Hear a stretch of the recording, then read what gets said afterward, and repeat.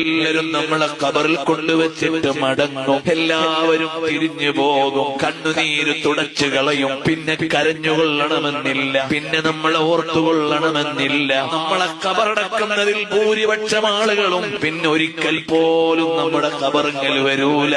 നാട്ടിലെത്ര ഖബറുകളാണ് നിങ്ങൾ അടക്കിയത്? ആ ഖബറടക്കത്തിന് കൂടിയതിൽ നിന്ന് എത്രയാള് പിന്നെ ഖബറിൽ വന്നിട്ടുണ്ട്? ചെറിയൊരു ശതമാനമല്ലേ പിന്നെ പോകുന്നുള്ളൂ. മക്കള് പോയെങ്കിലായി, വാപ്പ പോയെങ്കിലായി, അടുത്ത കൂട്ടുകാര് പോയെങ്കിലായി. നമ്മളെ ഖബറടക്കാൻ 1000 ആളുണ്ടായി. പിന്നെ ഖബറിലേക്ക് ഒരിക്കലെങ്കിലും വരുന്ന 100 പേരെങ്കിലും ഉണ്ടാകുമോ? ഇല്ലല്ലോ.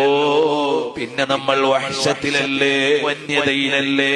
അവിടെ കിടക്കുമ്പോൾ ഖബറിന്റെ ഉള്ളിൽ നിന്ന് മദീനയുടെ രാജാവിനെ കാണാൻ തുടങ്ങിയാൽ അത് വഹ്ശത്തല്ല, അതൊരു പ്രണയത്തിന്റെ ലോകമാണ്. അവിടെ എത്ര കാലം കിടന്നാലും മടുപ്പില്ല.